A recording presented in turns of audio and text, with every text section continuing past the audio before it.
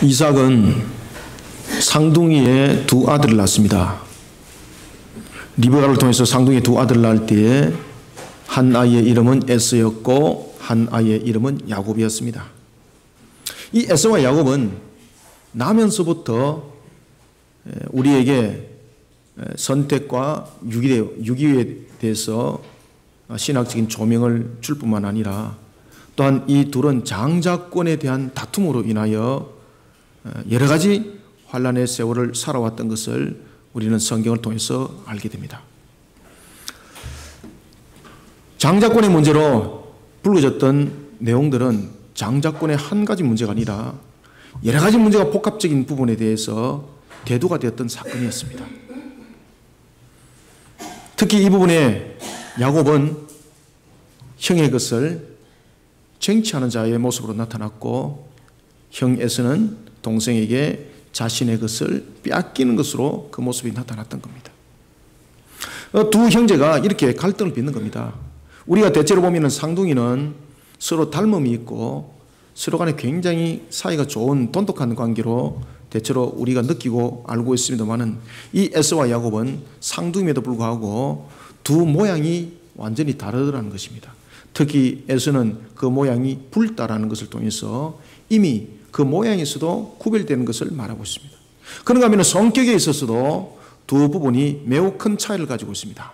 야곱은 주로 가정을 중심으로 움직였던 그런 성격이었는가 하면은 에서는 주로 들판을 쫓아다니는 그런 식으로 좀 야생적인 그런 모습이 뛰어났던 것입니다.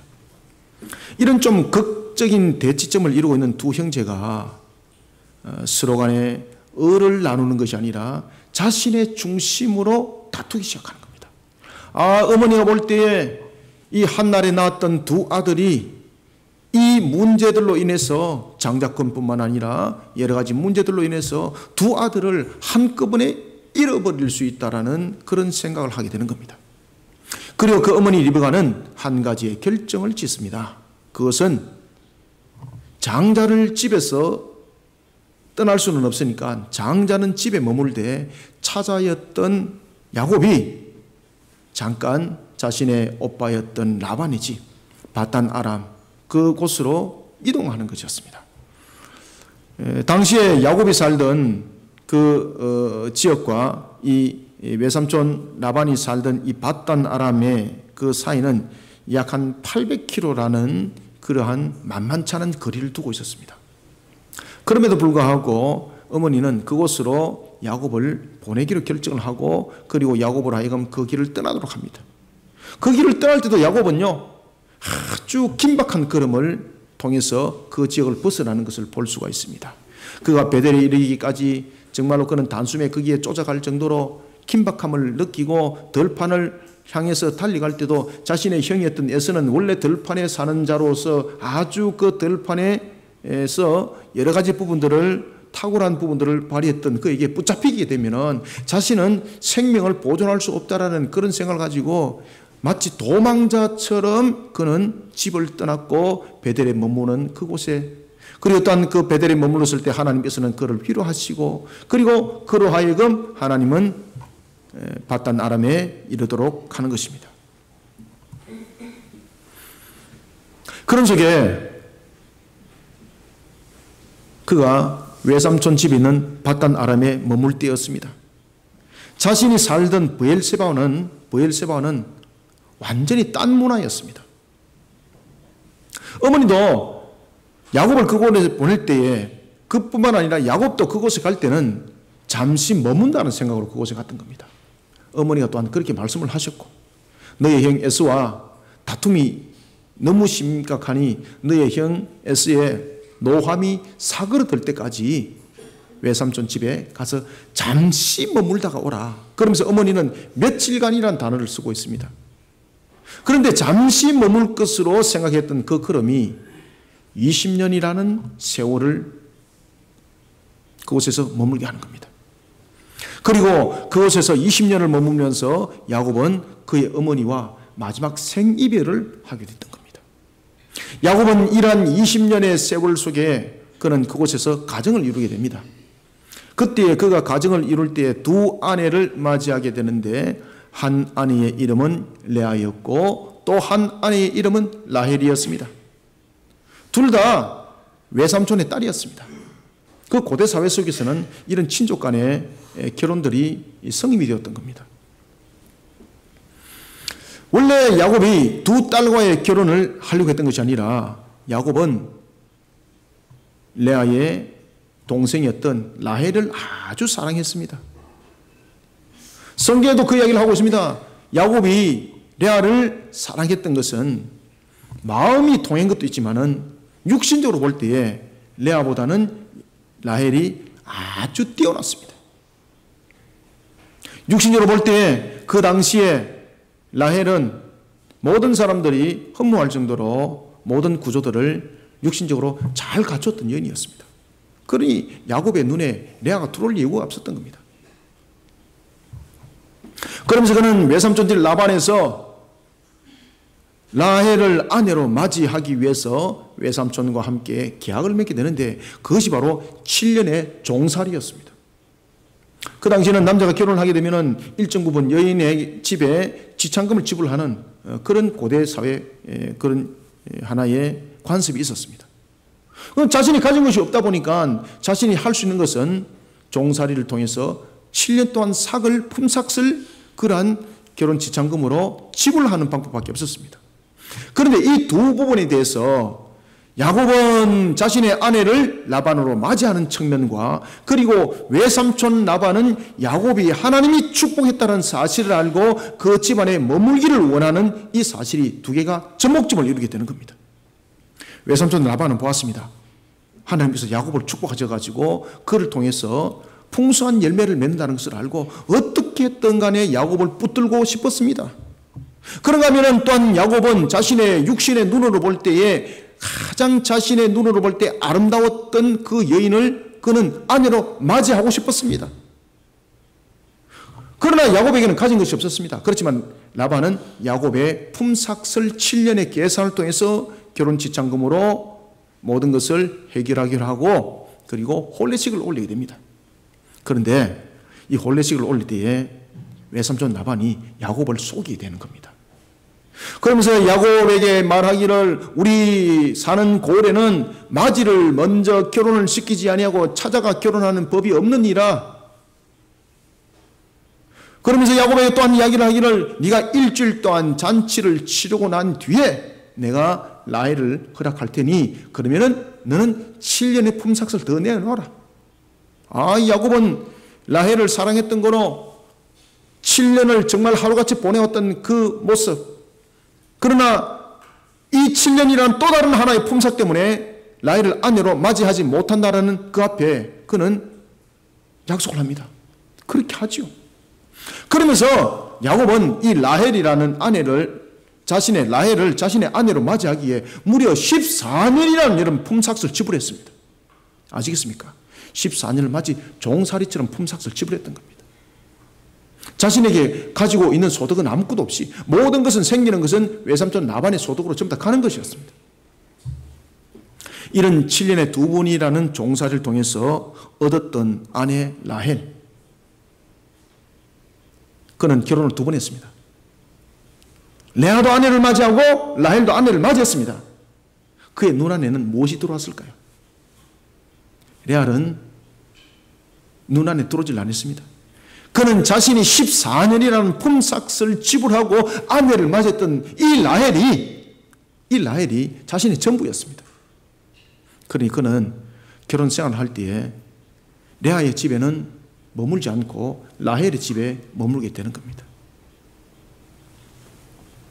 성경은 이렇게 말합니다. 레아는 슬픈 나날을 살아왔습니다. 하나님께서는 이런 레아를 돌아봅니다. 그리고 이런 레아를 통해서 축복하십니다. 그러나 여기서 우리가 하나 질문을 던져야 될 것이 있습니다. 그러면 하나님은 외롭고 쓸쓸한 자는 축복을 하고 그러지 아니한 자는 축복을 하지 아니하는가?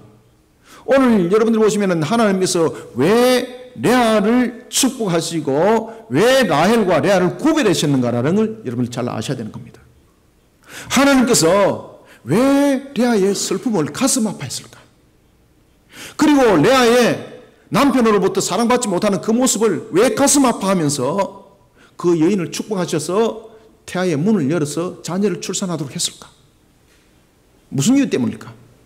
그것은요, 성경이 창세기 30장 이후에 그 내용을 설명을 하고 있습니다. 그 내용을 잠깐 끌어당겨서 여러분들에게 말씀드리면요, 레아와 라헬은 차이점이 있습니다. 그것은 뭔가 하면은 레아는 하나님의 중심에 신앙관이 있었다라는 사실입니다. 그러나 라헬은요, 자중심이었습니다. 사랑하는 성도 여러분, 오늘도 우리가 외로운 삶의 여정을 살아갈 때에 하나님이 우리를 찾아오십니다. 그리고 위로하십니다. 그러나 중요한 것은 하나님이 찾아오시고 우리를 위로하실 때에 우리의 모습은 레아처럼 하나님의 중심, 하나님을 향한 중심, 그 신앙의 중심으로 우리가 세워질 때에 오늘 본문에 나타나는 것처럼 하나님은 세 가지를 통해서 우리를 위로하신다는 거예요. 오늘 하나님께서 레아를 통해서 위로했던 것처럼 오늘도 하나님을 향한 신앙으로 우리가 바르게 세워져 있을 때에 세상적인 눈으로 볼 때에 야곱이 눈에도 두지 않았던 레아, 그렇지만 하나님은 그를 마음에 둔다는 겁니다. 야곱은 그를 사랑하지 않았습니다. 그렇지만 하나님은 여호와 신앙으로 중심에 세워진 그 레아를 세상의 가치로 볼 때는 사랑받을 자격이 없습니다. 왜 그런가 하면 세상의 가치관으로 볼 때에 사랑받을 만한 이유가 없는 겁니다. 그렇지만 하나님은 세상적인 관점에서 보는 것이 아니라 세상적인 관점에서의 뛰어난 미모, 뛰어난 몸매, 가진 것, 그런 외형적인 것을 보는 것이 아니라 내면에 담겨져 있는 하나님을 향한 신앙을 보고 레아를 향하여서 위로했던 것처럼 오늘도 이 땅을 살아가는 우리를 위로한다는 사실입니다. 오늘 우리는 레아의 이 장면을 돌아보면서 하나님은 어떻게 우리를 세 가지로 위로할까? 어떻게 하나님은 세 가지를 우리를 위로할까? 이 사실을 우리 한번 목격해 보도록 하겠습니다. 먼저 우리가 31절을 한번 읽읍시다. 시작. 여호와께서 레아가 사랑받지 못함을 보시고 그의 태를 여셨으나 라헬은 자녀가 없었더라. 아멘.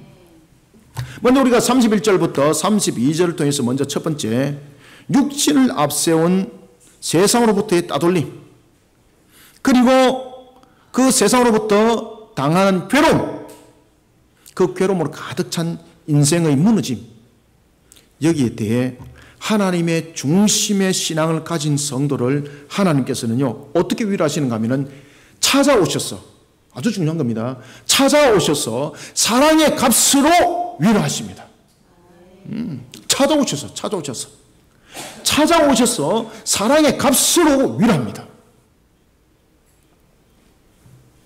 애초부터 레아를 아내로 염두에 두지 아니했던 야곱, 레아의 동생인 라헬을 아내로 맞이하는 일에 있어서 그는요 생명을 겁니다.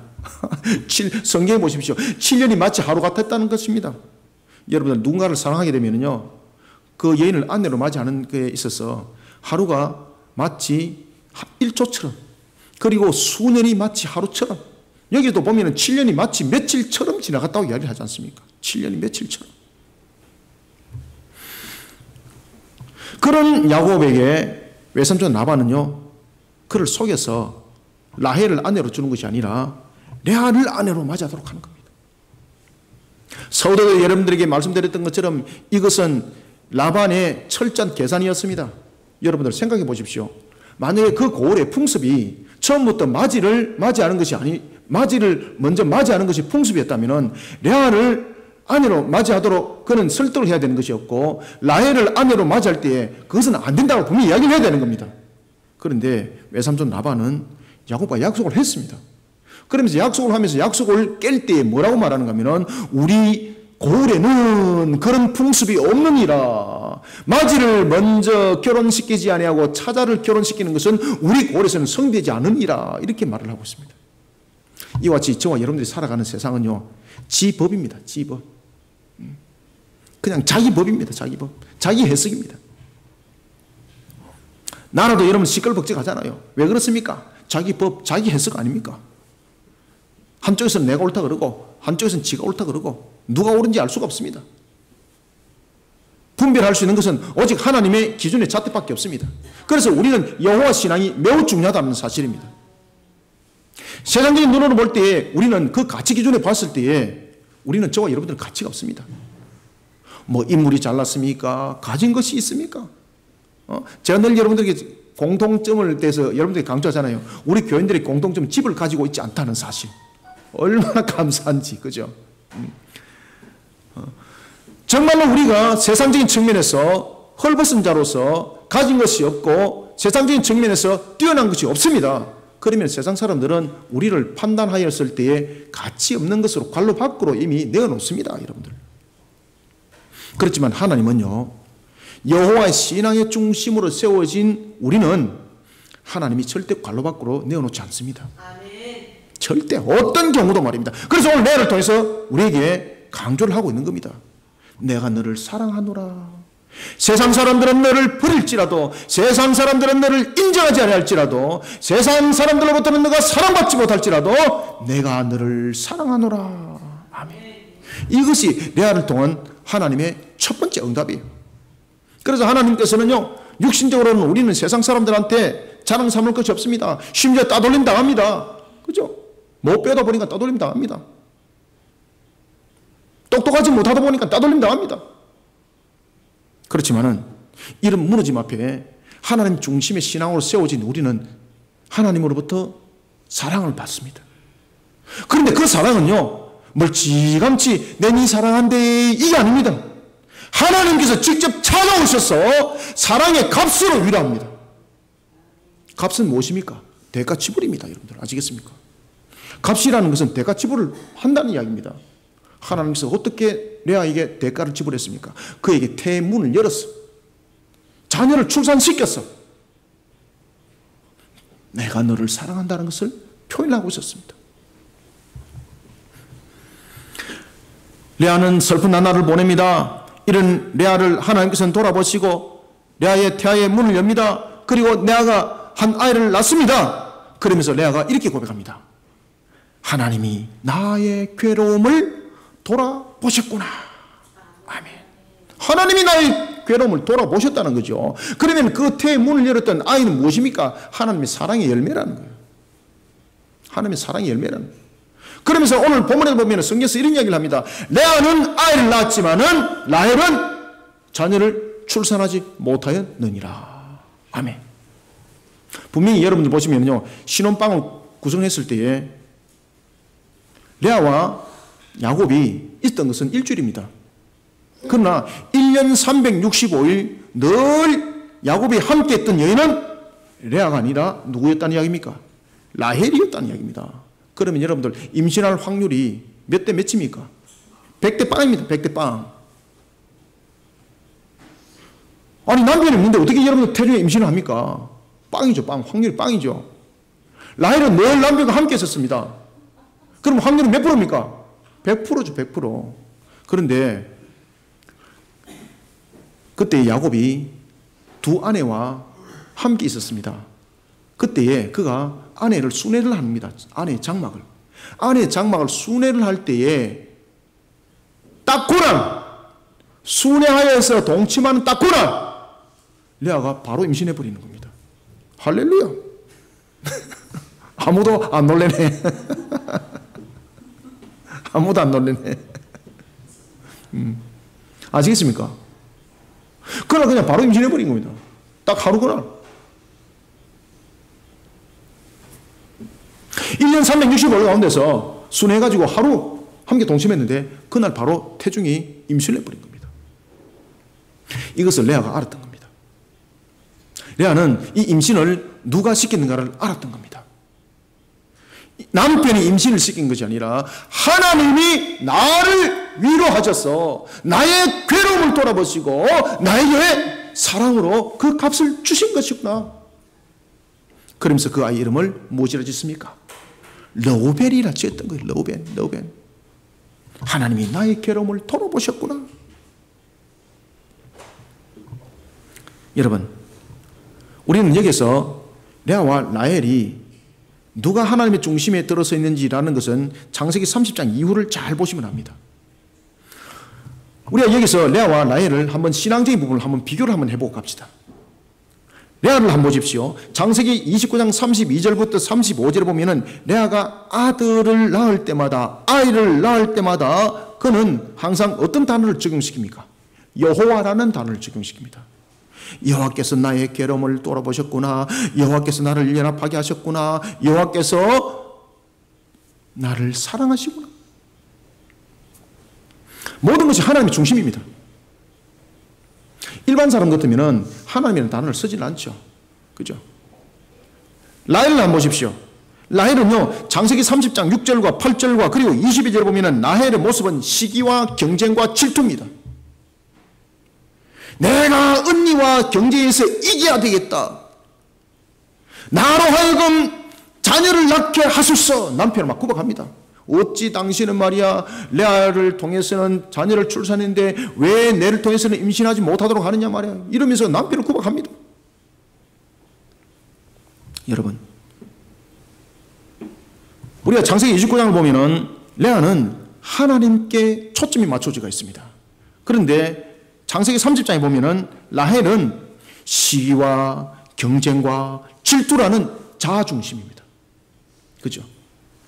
그뿐만 아닙니다. 창세기 31장 19절과 그리고 창세기 35장 16절부터 16절 이하 20절까지 딱 보면은요, 그 여인은요, 물질적 탐욕 가운데 놓이는 여인이었습니다. 아버지 드라빔을 훔치잖아요.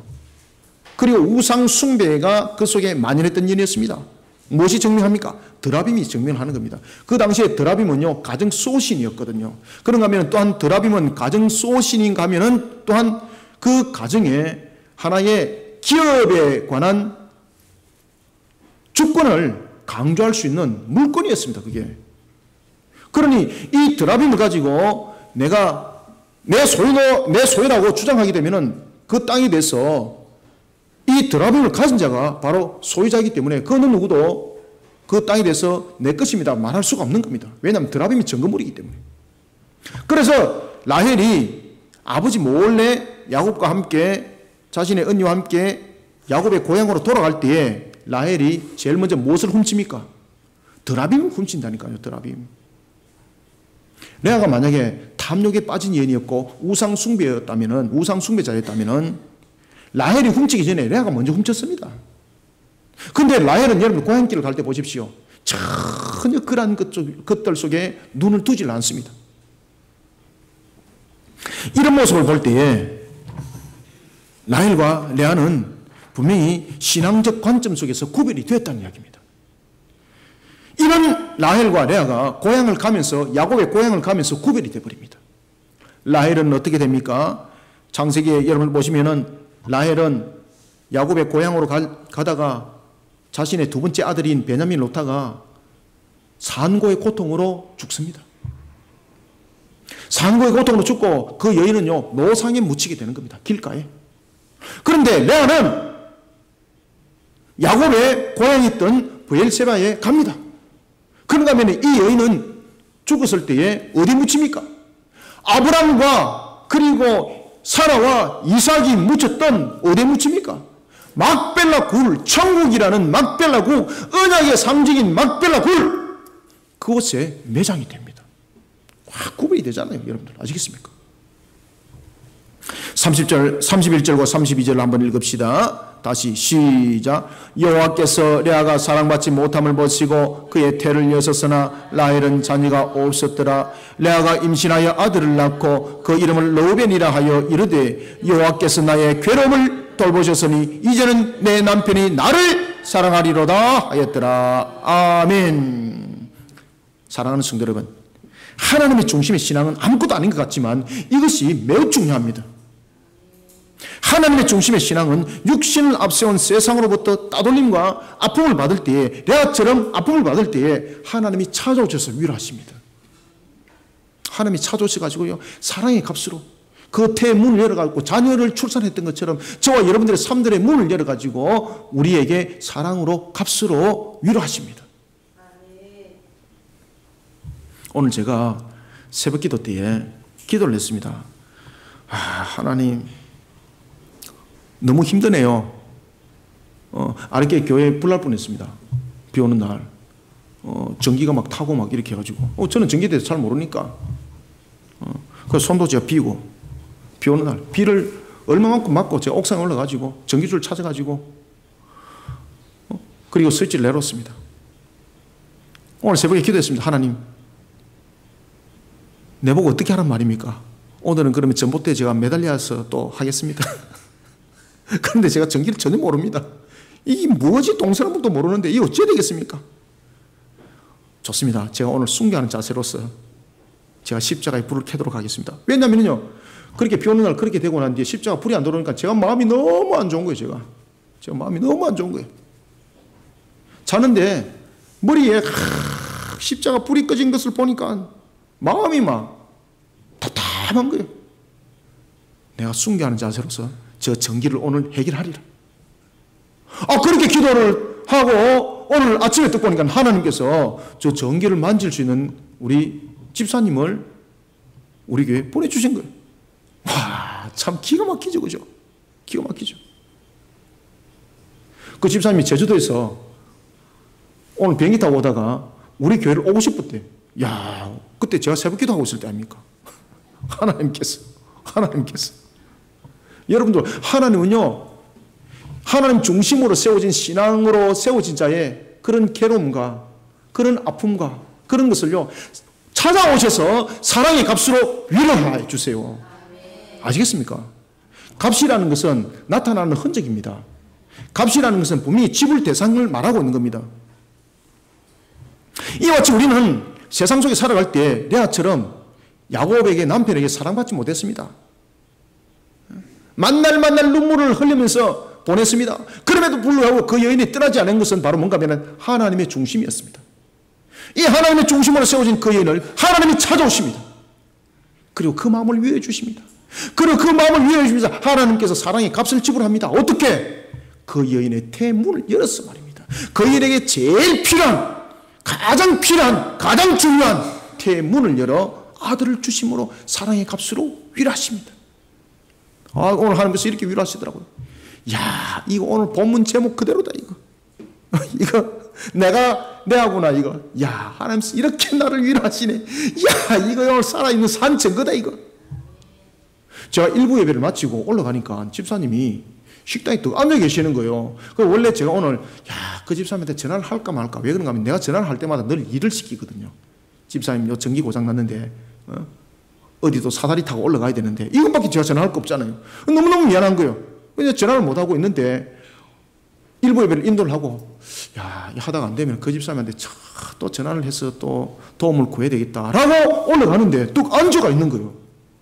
내가 여기 헛것봤나? 근데 다른 사람하고 이야기를 하고 있는데 실물인 거예요.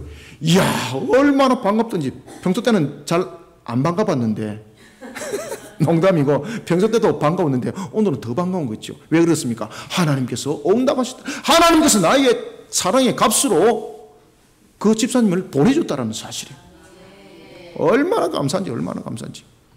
여러분들 하나님 살아계심을 믿습니까? 하나님은요 이렇게 역사하세요. 여러분들요, 이렇게 역사하세요.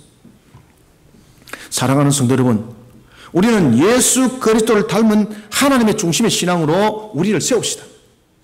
그럴 때에 저주의 십자가가 생명의 십자가로, 죽음의 십자가가 부활의 십자가로 우리 속에 생명의 값으로, 사랑의 값으로 다가옵니다. 아멘. 하나님의 중심의 신앙으로 오늘도 자신을 세우십시오.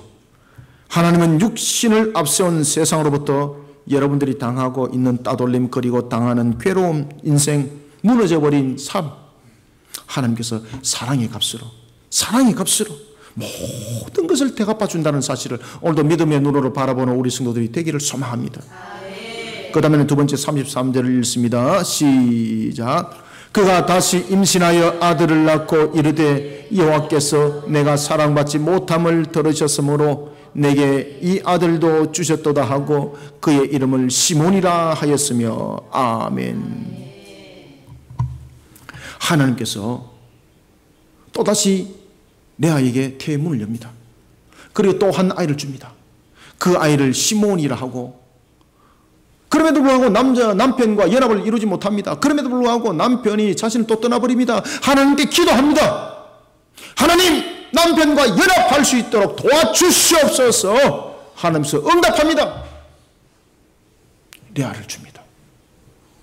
우리는 두 번째로 33절부터 34절 통해서 비록 육신적으로 세상에서는 사랑받지 못할지라도 예수 그리스도와 연합을 이루고자 하는 하나님의 중심의 신앙, 예수 그리스도와 연합을 이루고자 하는 하나님의 중심의 신앙에 대해 하나님이 친히 축복하시고 연합을 이룰 수 있도록 그 열매로, 위로 열매로 응답해 주십니다.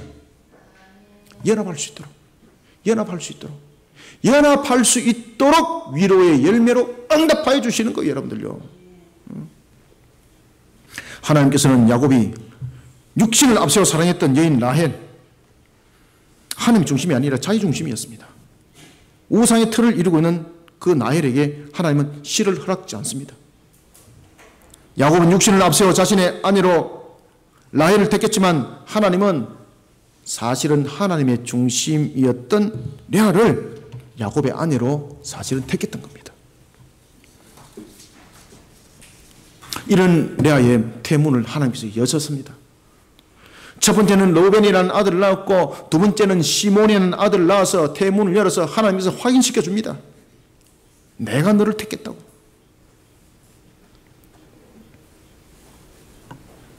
그럼에도 불구하고 이 여인은 남편으로부터 사랑받지 못합니다.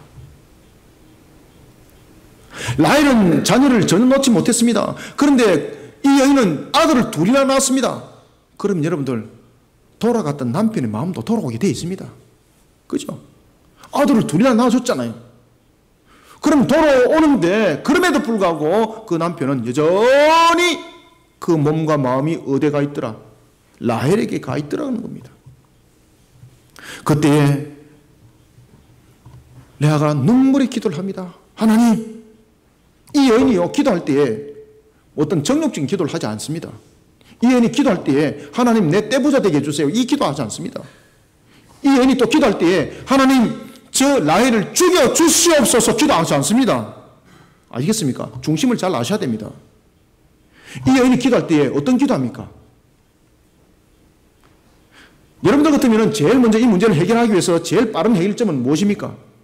라헬이 사라지는 겁니다. 라헬이 사라지기만 하면은 그 남편의 모든 사랑이 자기에게 오는 겁니다. 그죠? 그런데 레아가 그렇게 기도하지 않습니다. 그런가 하면은 사람을 사가지고 라헬을 처치하지 않습니다. 그죠? 협객을 사가지고 처리를 하면 제일 빠르잖아요. 그런데 그렇게 하지 않습니다. 쉽게 말하면 청부, 그렇죠. 그래서 협객이라고 말하는 겁니다. 요즘으로 보면 제일 빠른 해결 방법이잖아요. 그죠? 그런데 레아는 그렇게 하지 않습니다. 어떻게 합니까? 기도합니다, 하나님께. 어떻게 기도합니까? 하나님, 내 남편을 하여금 나와 연합을 이룰 수 있도록 도와주시옵소서. 눈물의 기도를 하는 겁니다. 눈물의 기도. 여기에서 하나님께서 어떻게 하셨습니까? 응답하셨어요. 응답. 어떻게 응답하셨습니까? 자녀를 낳아서 응답합니다. 그러다가 이 야곱이 또 순회하면서 레아와 하룻밤을 지냈는데 딱 그날 바로 딱 임신해버렸어요. 야, 이게 있을 수 있냐 말이야. 있을 수 있냐 말이야. 그러면서 자녀를 낳습니다. 야, 이거 기도 제목이구나. 내 남편과 연합을 이루라는 하나님의 뜻이구나. 그럴 때에 라헬은 자녀를 한 명도 출산하지 못했는데 레아는 아들을 셋이나 출산을 했습니다. 그러면서 그 아들의 이름을 레위라고 짓는 겁니다. 연합하는 자, 연합하는 자, 연합하는 자. 그 기도의 응답이었습니다. 그리고 그 기도의 응답대로 남편이 자신과 연합을 하는 겁니다. 얼마나 감사한지, 얼마나 감사한지. 야, 이제 이루어졌구나. 그런데 여러분들, 세상은 에베소서 2장 1의 말씀처럼 공중의 권세를 쥐고 있는 악한 것들이 하나님의 말씀대로 복되게 사는 삶을 좋아하지 않습니다. 마귀가 흔들어 버립니다. 마귀가 야곱의 마음을 흔드는 거예요. 그러면서 야곱의 마음이 또 어디로 가겠습니까? 잠시 레아와 연합을 이루다가 그 마음이 다시 어디로 가더라? 라헬로 가는 거예요. 다시. 사랑하는 성도 여러분, 우리는 레아처럼 비록 육신적으로는 내세울 것이 없고 사람들로부터 사랑받을 것이 덜할지라도 예수 그리스도와 연합을 이루는 자, 하나님 중심의 신앙으로 세워진 자, 하나님이 기억합니다. 여러분들이 세상 사람들과의 관계적인 측면에서의 정말로 내가 쫓김 당한 자와 같이 되어 있습니까? 하나님이 연합하게 만들어 주십니다. 레아에게 레위를 허락했던 것처럼 하나님께서 연합하게 해주십니다.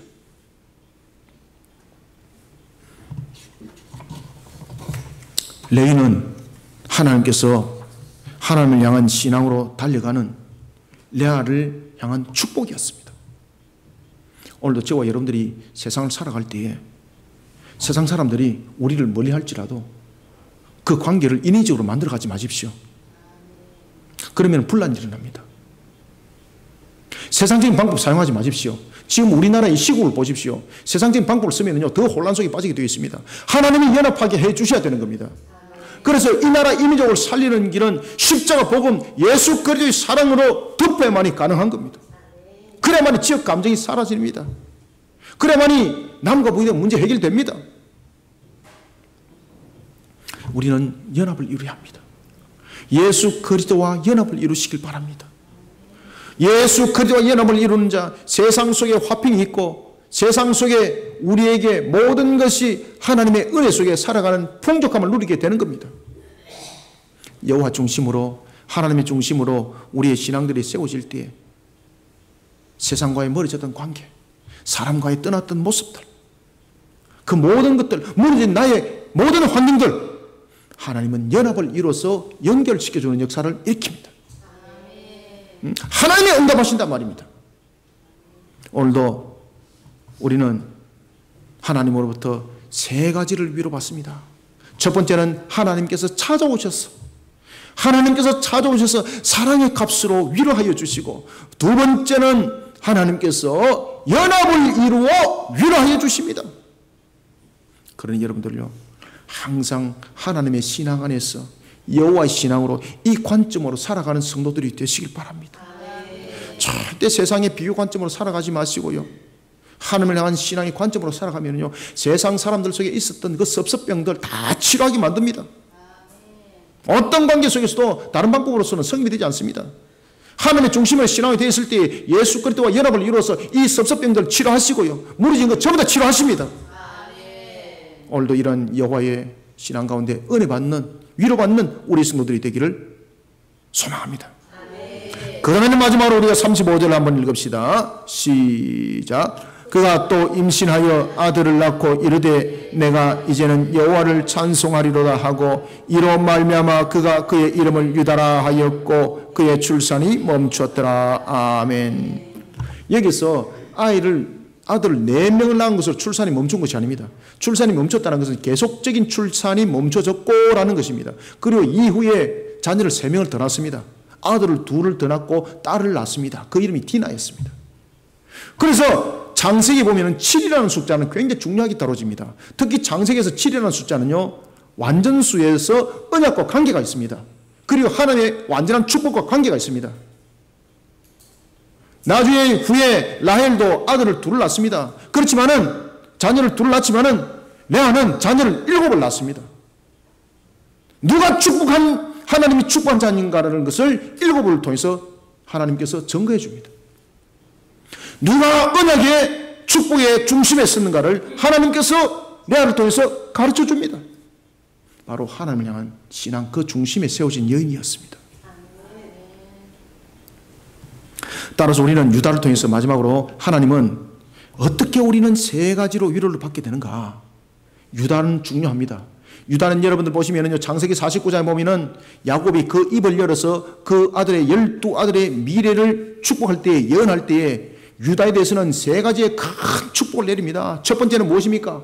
왕이 된다는 거, 왕이 된다는 거예요, 왕이 된다는 것은 무엇입니까? 나라를 다스린다는 거죠. 나라가 있다는 거죠. 왕이 되는 축복을 주고, 그 다음에 두 번째는 그 혈통을 통해서 무엇이 나타날 것을 말하고 있다? 메시아가 나타날 것을 이야기를 하고 있다. 그 다음에 세 번째는 무슨 축복을 합니까? 가장 많은 기업을 받을 것이다. 가장 많은 기업을 받을 뿐만 아니라 가장 많은 포도주의 축복이, 물질의 축복이 그 속에 임할 이 세 가지의 축복을 하는 겁니다.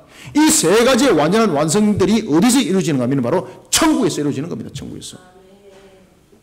따라서 하나님은요, 마지막으로 유다라는 걸 통해서 우리에게 세 번째, 무엇으로 하나님의 중심으로 세워진 자를 위로하시는가? 세 번째는 세상에서는 천박하고 버려진 자와 같을지라도 하나님 신앙 중심으로 세워진 신앙이 돼 하나님은요, 천국 회복으로 위로하여 주십니다.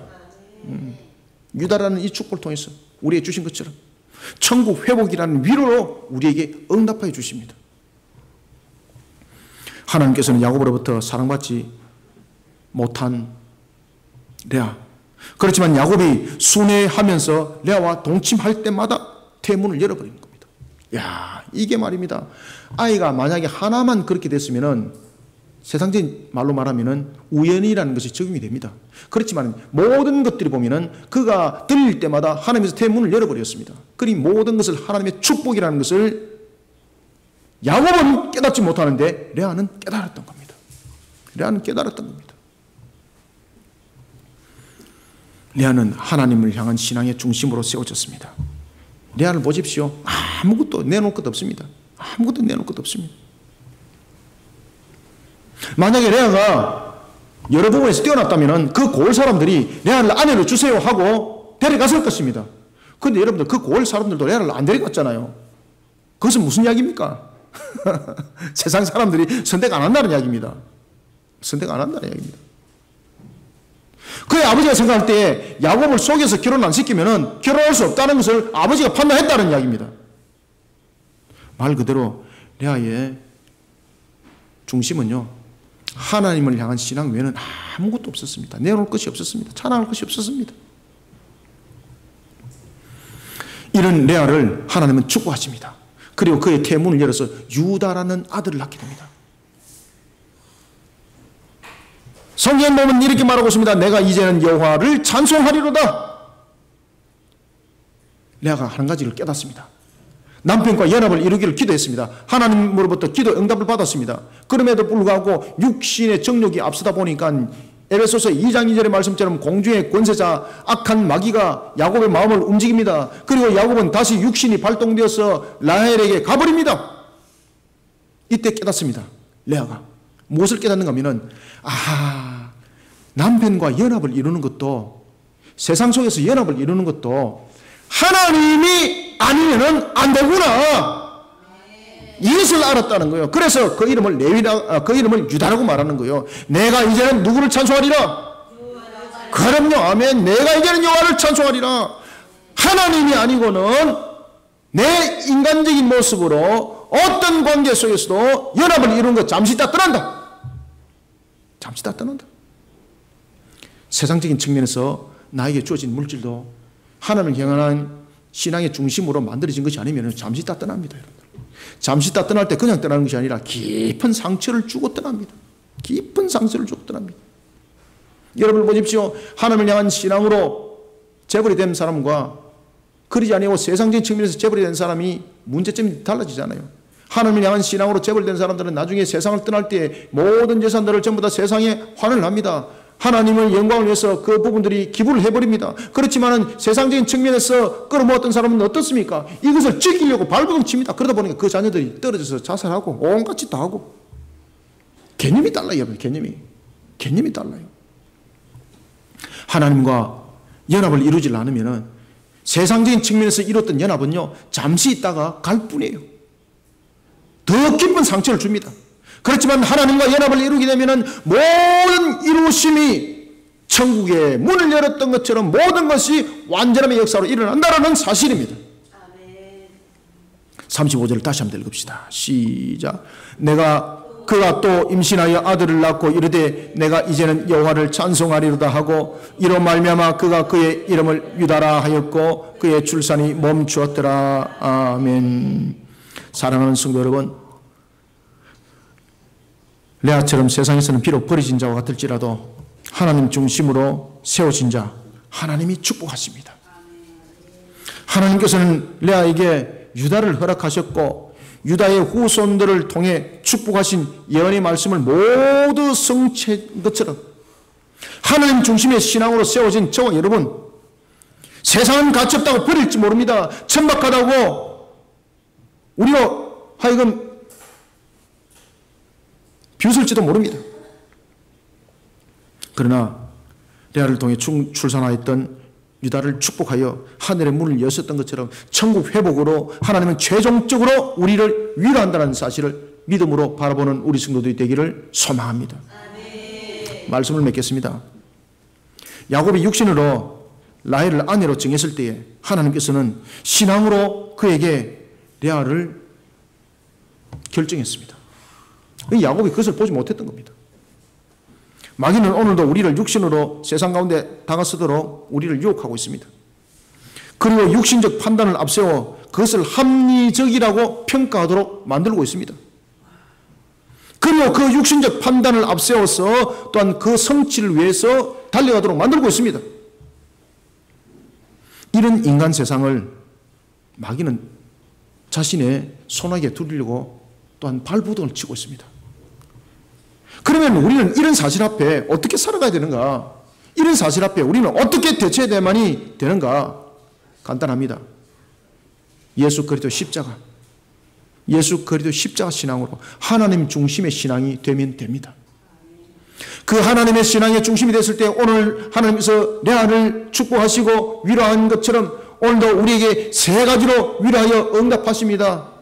첫 번째는 하나님께서 찾아오셔서 우리에게 사랑의 값으로 위로하십니다. 그런가 하면 두 번째, 하나님께서 연합을 이루도록 하셔서 축복하셔서 연합을 이루도록 하셔서 우리를 위로하십니다. 그런가 하면 세 번째는 하나님께서 천국의 회복이라는 것을 통해서 마지막에 모든 축복의 열매가 우리 속에 있다는 것을 확정시켜 주십니다. 사랑하는 성도 여러분, 하나님이 중심의 신앙이 되어야 된다는 것은 두말할 필요가 없습니다. 그러나 에베소서 2장 2절에 공생의 권세자인 마귀는 육신을 앞세워 오늘도 우리로 하여금 편가르게 만들고 있습니다. 그런가 하면 자신의 욕망을 앞세워서 판단하도록 만들고 있습니다. 십자가로 이기게 합니다. 십자가로. 하나님의 중심의 신앙인 예수 그리스도의 십자가 신앙은 저주 가운데 놓여진 세상을 희망의 십자가로 바꿨습니다. 그런가 하면 저주가 아니라 천국의 십자가로 바꾼 것처럼 그런 역사를 일으킨다는 사실입니다. 오늘도 이런 속에 우리들의 삶들이 세상적인 눈으로 볼 때 잠깐 무너진 것처럼 보일 때가 있습니다. 그렇지만 저와 여러분들은 무너진 것이 아닙니다. 하나님은 우리를 위로하십니다. 그리고 값으로 회복시켜 주십니다. 오늘도 여러분들 세상 속에서 무너진 것을 가지고 낭망하지 마시고 레아처럼 하나님의 신앙의 중심으로 바로 세워질 때에 하나님은 오늘도 세 가지의 위로를 통해서 찾아오셔서 사랑의 값으로 연합을 통해서 그런가 하면 천국의 완전한 회복을 통해서 우리로 하여금 응답한다는 사실을 오늘도 하나님을 향한 중심의 신앙으로 다시 한 번 더 발견하고 이것을 바라보는 우리 모든 성도들이 되시기를 주님의 이름으로 축원합니다. 살아계신 아버지 하나님, 주께서 오늘도 우리에게 은혜를 다하여 주시고 하늘의 장막을 열어 역사를 일으켜 세워주시니 감사합니다. 오늘도 하나님의 중심의 신앙으로 달려가는 우리 모든 성도들에게 주께서 세 가지로 위로하여 다가올 줄 믿습니다. 먼저 주님께서 다가오셔서 사랑의 값으로 우리를 위로하여 주시고 또한 세상 속에 무너진 우리로 하여금 연합을 이루어 회복시켜 응답하여 주시고 또한 세상 속에 가치 없다라고 말하지만 우리로 하여금 천국의 완성을 향하여 달려가는 그 회복으로 마지막 종말 때 최후의 성자가 되는 위로함으로 오늘도 우리 속에 다가오고 있음을 믿음의 눈으로 바라봅니다. 하나님, 오늘도 주신 이와 같은 말씀이 우리 모든 성도들에게 사실의 말씀임을 깨달아 알게 하여 주시고 이 말씀이 오늘도 살아가는 소망의 말씀이 되게 하여 주시옵소서. 오늘도 주신 말씀이 우리 성도에게 십자가의 능력의 말씀이 되게 하여 주시고 십자가로 일어서는 신앙의 본이 되게 하여 주옵소서. 하늘의 문을 열어주시고 주신 말씀으로 우리 모든 성도들 오늘도 꼴의 양식이 되게 하여 주시며 은혜 받게 하여 주옵소서. 세상 속에 넘어진 자가 아니라 이제는 세상 속에 하나님의 영광을 드러내기에 부족함이 없는 존귀한 자로 내가 세워졌음을 다시 한 번 더 확인하는 귀한 말씀, 오늘도 주께서 열매 맺는 말씀이 되게 하여 주시길 소망합니다. 하나님의 세 가지의 이와 같은 위로함을 통해서 우리 성도들 오늘도 힘있는 신앙의 걸음들을 걸어갈 수 있도록 성령님 이렇게 세워 주옵소서. 무너져버린 무릎은 회복시켜 주시고 굽어진 허리는 펴주시고 모든 것을 머리끝부터 발끝까지 회복시켜 달려가게 성령님 도와주시옵소서. 예수님의 이름으로 기도드립니다. 아멘.